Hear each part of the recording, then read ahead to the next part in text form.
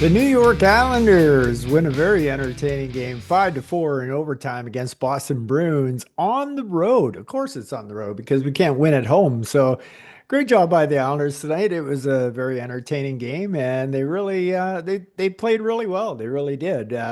However, with saying that, it's just too many stupid plays that made this game even close. I mean. That second goal, well, we'll talk about it as we get into the goals, but just some of the stupid mistakes that the Islanders make is just it's just over the top. It's just unexcusable, stupid plays, and some of them they're not even forced errors. They're unforced errors. I mean, it's not like you got a guy dangling over your back and you make a bad pass or anything like that. It's just. It is so frustrating to watch. It's so frustrating to watch with the Islanders, and I don't know if today was a good thing or a bad thing, depending on which way you want to go. If you want to go for a draft pick, it was bad for you, but it was like Brendan said tonight, as ridiculous as this whole thing is. The Islanders are actually not out of the playoffs yet. I can honestly say I wasn't watching the game with a whole lot of excitement tonight and figured, we'll probably lose, whatever. It wasn't going to upset me because in my mind, I don't think that we can pull it off again. We've done this before where we've actually done it twice, where we've come on late in the season to secure the eighth or seventh spot in the division. I just don't think that this will be one of the years that we do that. However, you put together a 5 or 6 game win streak and everything changes. I just don't see this team with their lack of finish being able to put 5 or 6 together. So we'll have to see how it goes uh, after that. So let's get into the game here. And of course, we have to get off on a bad foot as Cole Koepke opens the scoring from Kaslik and McAvoy.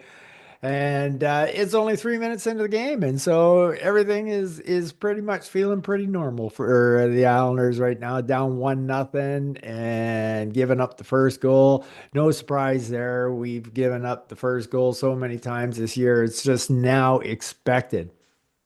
However, what is not expected is to score 21 seconds later and to boot on on the PK. Our PK on this PK was actually a +1.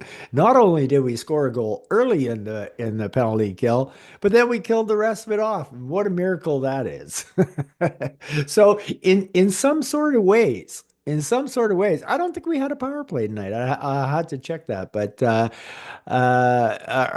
PK did the job. All right, so I guess you kind of say special teams won us the game tonight. So, so Bo Horvat responds on a shorty on a real nice play by Pajot and Pollock picking up. It says Pollock made a really nice play on that. He just made a little angle tip to get it over to Pajot, and it was a really nice play. So Horvat from Pajot and Pollock ties the game up 21 seconds later, and I go, huh. Well, this is kind of a different look for the Islanders. Maybe this game will be different. And then, much to my surprise, at the 5 minute 33 second mark, which is basically just 2 minutes later, Ryan Pulock scores the second goal of the year from Barzell and Pelech. And all of a sudden, the Islanders have a 2-1 lead early in the first period. And I just almost don't know how to handle this. And the Islanders had a really good period. They outshot the Bruins 12-9. And I would say they pretty much had the possession pretty much all the games. So, or all that period anyway, for sure. Uh, so all of a sudden, can we hold them off? And here is why I don't think that we can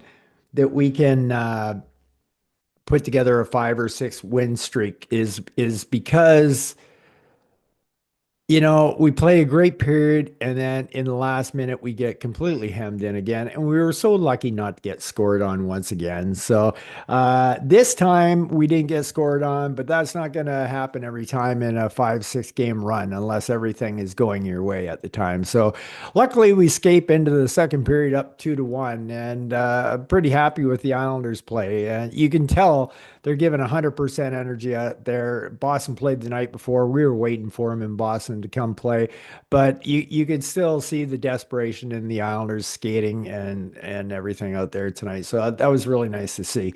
And then really surprisingly, Anders Lee, who we thought scored the first goal, but we thought it was on a deflection, but it ended up being Pollock. But Lee scores the 17th anyway from Alexander Romanov. And what a shot. What a shot, Anders. And I don't know if anybody heard Brendan on the broadcast tonight, but in the first period, Anders Lee recorded the fastest speed in the first period at 21 miles an hour. He beat Matt Barzal and a lot of other people too. So I don't know. Anders seems to be drinking from the fountain of youth. I wish he would share where that fountain is because I wouldn't mind going and taking a sip or two myself. So surprisingly, the Islanders are up 3-1, 4-11 into the second period, and it's looking good because we're playing really well. However, we took a 10-second break, a 10-second break in the entire period, and Brazeau scores from peak. I mean, wow, like talk about an easy entry. I think it might have been Cholowski. Don't hold me to that one. I can't really remember because I was more peeved with the where Horvat was because his man was wide open. That has to be one of the easiest goals I have ever seen scored. They literally just let him walk in and nobody covered the guy right in the middle of the net. Like that was just horrendous. And so to be only going into the third period up 3-2 was very disappointing because we had an excellent second period where we actually outshot the Bruins 17-9. That's how well our possession time had been, and our shot attempts were way higher than what the Bruins were at the time. So anyway, going into the third period with a 3-2 lead has not been too kind to the Islanders this year. So I'm not expecting big things, but however, once again, I get surprised again early in the third period. Anders Lee scores again his second goal of the game, 18th of the year.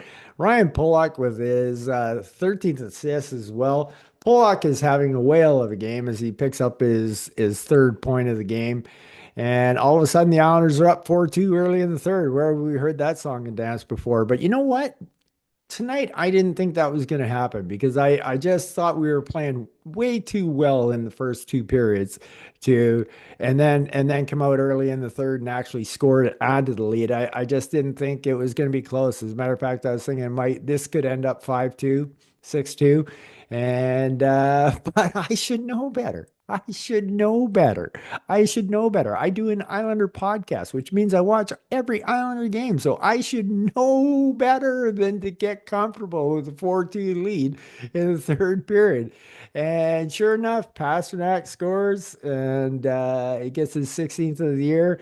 Only less than a minute after we had made it 4-2. So as good as I was feeling, then when it went 4-3 less than a minute later, I just went, okay, here we go, here we go. But then you know what? The rest of the period started taking shape and everything, and the Islanders looked really good. I thought, well, this could come down to the old 6-on-5 pull, which we're not very good at, but I didn't actually have to wait that long. He's Pasternak scored from Zaka and Zadorov. He slipped behind Romanov there. Romanov was right with him, but should have been tying up his stick on that one. And it's 4-4. And I couldn't help but laugh. I mean, it is just so ludicrous to constantly have this keep happening to us time and time and time again. And it's just crazy. So I actually, for the rest of the period, still have a smile on my face. There's 7 minutes left. I have, at this point, I have no idea now if the Islanders are going to blow it or not. However, they bear down and they get to the end of the period with a 4-4 tie. Now, here's the whole thing about the 4-4 tie. One thing, if you do have any aspirations of getting back into the playoffs, Boston is one of those teams that could be a possibility of fighting for a wild card spot at the end. So you don't want to give them any points. But anyway, for us picking up a point tonight is pretty much useless. So we really needed that second point. And overtime starts. Oh my God. Oh my God. I could so see the Islanders' goal coming a mile away. We didn't touch the puck for 3 minutes. We never had it. Every time we touched it, Boston just stripped us of the puck. Every time Boston got the puck, we couldn't get the puck from them. They had it for 3 minutes. And I said, you know what? This is going to turn into one of those games where the other team gets the one chance and they score and win it. And boy, could I have not been more right. All of a sudden, Bo Horvat, it was a bit of a, the Islanders made a change. And it was funny because at the time, as I was watching the change, it looked like he was going to get onto the ice before it became a 3-on-2. But they Boston was flying up the ice. They saw the change, and Horvat came on late. And it's funny because as soon as he came on late, I said, you know, if they rim one around the boards here, or if Sorokin makes a big pad save, one of those ones where he kicks it way out, Bo is going to have himself a breakaway. And Bo Horvat scores an unassisted goal, which I think is completely wrong. Sorokin should have got the assist for the kick save. That is a legit assist for Sorokin. It should have been given to him, but it doesn't matter. The Islanders win their second game in overtime out of 8, and we walk away with 2 points. It should be super great for the playoff people, except for the fact that we just gave Boston a point. So that doesn't really help us. But anyway, now we've escaped from being in only 2 points away from being in the basement of the Eastern Conference. So there's that. So when I saw the start of the game tonight, I saw what the lines were going to be. I wasn't very impressed with with the lines, and I still don't understand why we don't go back to the lines that we knew we had success with. However, with saying that, I thought the lines actually kind of clicked a little bit tonight. They really were going. And Sipakov had himself another good game, even though he ended up -1. But he had 17 minutes of ice time. But he made some super forechecks out there tonight. Some really nice hits. I mean, he absolutely owns Zadorov in the corner. I mean, he owns Zadorov in the corner. Zadorov is a mountain, 248 pounds, 6'6". Like and Siplikov handled him and stole the puck from him. The one play where Siplikov had the puck and he lost his edge and he was surrounded by three Bruins. But man, the second he hit the ice, as soon as he hit the ice, he was up. And then he stick handles on his knee through the three players and takes off with the puck. So it was a good game by Max. I thought his offensive side was kind of tempered by the wingers he had tonight, but still thought it was a good game by Max. Anthony Duclair, completely invisible, completely not helping this team. The one chance he had tonight, he threw it away on a extra pass that should have never been better. Or should have never been made, and he should have made the shot, but he has been completely invisible. I've been giving him the break because of his injury, and you know what? It still could be his injury. But the thing that I don't know about Anthony Duclair, because I've never really watched Anthony Duclair a lot. I've seen a lot of Anthony Duclair in the games against the Islanders and things like that, and various other games and whatnot that I do watch. But I see Duclair a lot in the highlights, and I see that the guy can score and he can get points. But I don't know. I don't know if tonight's game was the injury, or is this just the type of player that Duclair is, that he can go completely invisible in a game like tonight where all the Islanders were flying with pretty much the exception of Duclair. So a little concerning there. I'm hoping and writing it off to the fact that it's still injury. At least that's what I'm hoping. That's what I'm hoping. I thought Barzell had an awesome game tonight. He was a +3. He was flying out there tonight. Picked up an assist as well. 21 minutes of ice time. Got a couple of shots on net as well. But he really was flying out there. Him and Anders were really working well together. I didn't think Brock started so well, but he picked it up on the line as the game went on. So really nice game by Barzy tonight, buzzing around, making some good plays. Bo Horvat, obviously a good game because he had 2 goals and was a +1 in 17 and a half minutes of ice time. But I am just absolutely dumbfounded. Uh, and I don't know why I keep seeing this all the time. There we had a huge 3-on-2 breakout, and and Bo was leading the way up the middle, and he had a 10-foot pass on his forehand. And he missed that pass. He always overleads the player, especially when they're flying up the ice, not just like a slow 3-on-2, a fast 3-on-2. And I have seen Bo blow this pass more times than I can remember. And I don't understand it because I know this guy can thread the needle through traffic when it comes to a pass. And why he can't make this simple pass on 3-on-2s or a 2-on-1 or whatever, I just completely don't understand. And if you go back and check my podcast, you'll find that I've talked about this before more than once this year that Bo Horvat has a hard time making a simple pass. It's crazy. But I don't want to come down too hard on Bo tonight. I mean, hero of the game, scoring the winner in overtime, scoring 2 goals tonight. So that has to be a good game by Bo. But like I said, just dumbfounded by why he can't make that pass. It just doesn't make any sense to me at all. Pierre Engvall, fantastic game, Pierre. The whole fourth line, unreal tonight. Like Pierre was very noticeable tonight in a lot of positive ways. I've Our fourth line hemmed in the Bruins 3 or 4 times tonight. This by a country mile, and it's not even close. That this was the fourth line's best game of the year, and they didn't even score, and they were a -1. Don't matter, man. They were outstanding. They took it to the Bruins tonight, and I was super happy with Engvall. Really used his speed to the advantage and forechecking, back checking, was doing it all. So I don't really talk very highly of Engvall, but tonight he gets some praise for sure.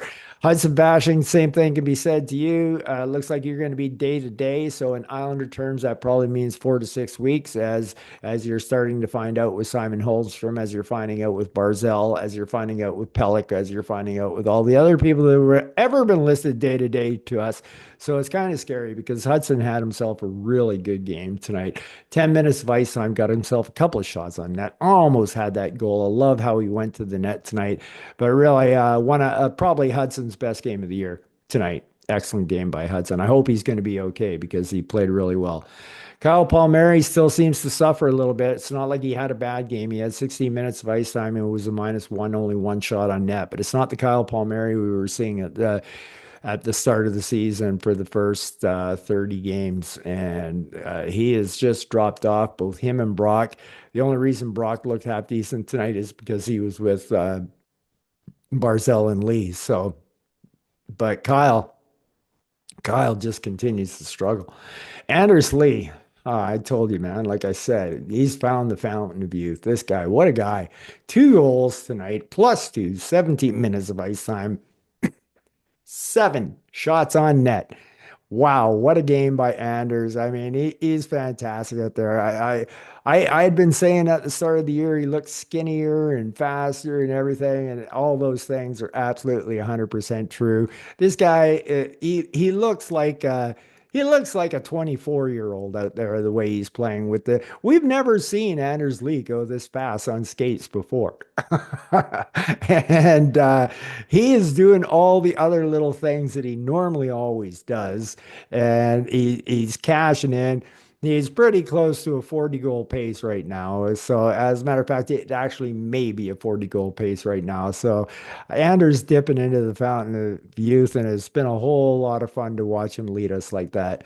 Brock Nelson gets a +2 tonight, 18 and a half minutes of ice time, but still only one shot on net. And he had that one opportunity where he walked in and just ripped it right over the net. You got to hit the net there, Brock. I know you're snake bitten right now, but wow. I mean, it's just like he's fallen off a cliff in the last 6 weeks. It's just where did Brock go? He's just turning invisible out there. So, but with saying that, even though he didn't do a whole lot tonight, he did make that line churn. I mean, he was part of the possession time and all that, and making things happen. And he was one of the reasons that line was so good tonight. So I'm not going to say a bad game by Brock, but he's still just kind of disappeared. I mean, he has to be one of our top goal scorers, and he's just not. He's just not. Kyle McLean goes in the same category as Hudson Fashing and Engvall. That fourth line was just outstanding tonight. Just outstanding tonight. 10 and a half minutes of ice time for Kyle, and his effort level out there was effort level from last year. He's been that way now for about the last 10 games. He hadn't been there for the first 30, but he's finally starting to turn it around and starting to look like the Kyle McLean of last year. Wouldn't surprise me if we start getting a few goals scored by Kyle in the near future. Pajot, I mean, he picks up an assist tonight in 17 and a half minutes of ice time, and his faceoffs were fantastic. But man, you just cannot have a giveaway like that. You can't. You're up 4-2 in the third period, and an unforced giveaway like that. I mean, it wasn't even close. The attempt wasn't even close. It doesn't matter how many good things you do a night. It's kind of like always was my biggest complaint about Tavares. Yeah, sure, Tavares scored for us, but he was also responsible for just as many against us, if not more, than what he produced. So, uh, like I said, JG, if you don't, what you do in the rest of the game don't matter when you make a play like that. You single-handedly gave Boston life tonight.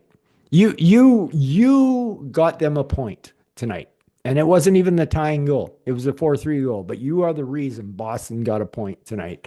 And you just gotta be better than that. I thought Zizekas had a pretty good game, even though he was -1 tonight. He had 14 minutes and 22 seconds of ice time, which is up for Casey, and I could see it. I mean, the fourth line's time was up tonight. Casey's time was up tonight. And it's because they earned it. And it's one thing. One of the things I do love about Patrick Waugh is how he rewards. Like it's almost like the second I think, hey, that guy's having a pretty good game, all of a sudden I'm seeing him out in the ice all the time. And I love that from Patrick. It's the way to coach performance. Performance. You play by performance. That's how it's done. Adam Pelech, so nice to see Adam finally hitting a little bit of his stride here again. He picks himself up an assist tonight, and he's a +2 in 25 minutes of ice time. Once again, Patrick recognizing who's playing well. Like Pellick's been nowhere near the 25-minute mark since he's returned, like nowhere even close to 25 minutes. But the way they were playing tonight, yeah, you had to let him go. Adam had 4 shots on net and 1 block shot as well. So that's how well Adam played tonight. But him and Pollock as a tandem were our number one tandem tonight, like the old days. Like they looked fantastic. That is one of Pollock's best games that I've seen him play. Sure, he had the 5-point night in Chicago, but tonight's game is definitely up there in the top five. And I'm not saying it because of the 3 points. Yes, the 3 points have something to do with it making it a top five game, but he also backed it up with fantastic defense. He was breaking up some key and crucial plays out there. So he just had a whale of a game. And it was 10 minutes into the first period, and I'm going, wow, Ryan Pollock is just looking fantastic tonight. And he just carried it straight through to the end of the game. So a really great game by Pollock tonight. I thought Noah Dobson was very good tonight too. 23 and a half minutes of ice time. Defensively, I thought he was good. But he's also the reason we scored a goal there on Anders Lee by being up that high and charging the net on that 2-on-1. Allmark didn't know that was going to be a shot. So Noah basically could have picked up a pick there. He had 2 shots on net tonight and 2 block shots as well, and some really good defense from Noah. Scott. Oh, Mr. Mayfield, I'm tooting your horn, and I'm always usually giving you the benefit of the doubt because you're a warrior. You're not a puck handler, but man, you've been giving away the puck in a lot of bad places lately. There is another one you lost tonight to a guy right out in front of the net. Ilya made a great save, but he was handling the puck like a grenade tonight. Scott ends up -1. He did get 3 shots on net and a blocked shot. but his handling of the puck tonight was very, very scary. Very scary.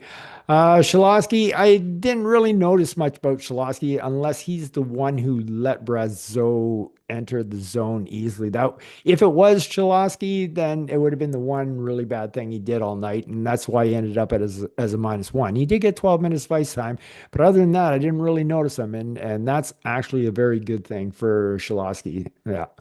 Romanoff, I thought, had an excellent game. He was up at 25 and a half minutes of ice time as well. So we have Romanoff and Pelech logging the major ice time between the two pairings. So one from each pairing. And Romanoff goes -1 tonight, but he did pick himself up a helper.